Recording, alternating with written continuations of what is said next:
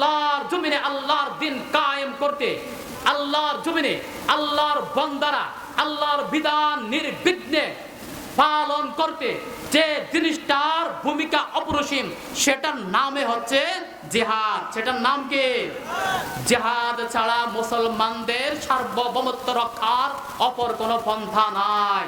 যদি জিহাদ ছাড়া ইসলাম কায়েম হইতো, জিহাদ ছাড়া আল্লাহ সন্তুষ্টি অর্জন করা যেত, রাসূলুল্লাহ সাল্লাল্লাহু আলাইহি ওয়াসাল্লাম তার জীবদ্দশা প্রায় ছোট বড় 100-এর মতো যুদ্ধ প্রত্যক্ষ পরোক্ষভাবে পরিচালনা করেছেন।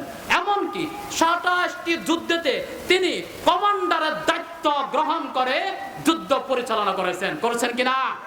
সাহাবায়ে কেরাম যতগুলো রাষ্ট্র আজাদ করেছিল, স্বাধীন করেছিল, দ্বীন ইসলামের বাতাস বহিয়ে দিয়েছিল, কোরআনের আইন বাস্তবায়ন করেছিল, তাসবিহ দানা জপে জপে, শুধু কেবল মুখে দাওয়াত দিয়ে মুখের দাওয়াতের মাধ্যমে ইসলাম কায়েম হয়। কিন্তু সব সময় মুখের দাওয়াত চলে না, সময় উপযোগী অস্ত্রের দাওয়াত দিতে হয়। কিসের দাওয়াত দিতে হয়?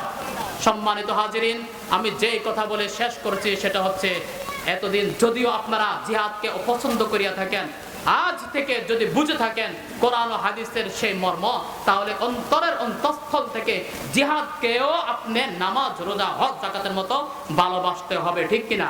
আল্লাহ রব্বুল আলামিন আমাদেরকে আমাদের অন্তরে জিহাদের সর্বোচ্চ তামান্না পোষণ করার, এবং যখন আমাদের এই ভূখণ্ডে তথা ভারত উপমহাদেশে গাজওয়াতুল হিন্দের ডাক আসবে। কিসের ডাক আসবে? রাসূলুল্লাহ সাল্লাল্লাহু আলাইহি ওয়াসাল্লাম বলেছেন, যখন তোমাদের সময়ে গাজওয়াতুল হিন্দের ডাক আসবে, তখন তোমরা আপ্রাণ চেষ্টা করবে গাজওয়াতুল হিন্দের যুদ্ধে শরীক হওয়ার জন্য। কেননা গাজওয়াতুল হিন্দে শরীক হয়ে যে ব্যক্তি শহীদ হবে, আল্লাহ রব্বুল আলামিন তাকে বদরে শহীদ সাহাবাদের মর্তবা দান করবেন। সুবহানাল্লাহ। আর যে ব্যক্তি যুদ্ধে জয় লাভ করে বাড়িতে ফিরবে, আল্লাহ রব্বুল আলামিন তার জন্য জাহান্নামের আগুনকে হারাম করে দিবেন।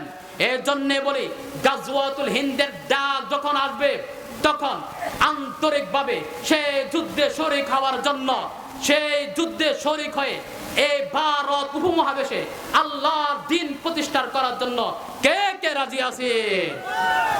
আল্লাহ রব্বুল আলামিন আমাদের সকলের মনের আশা আকাঙ্ক্ষাকে কবুল করুক। ওয়া মা আলাইনা ইল্লাল বালাগ।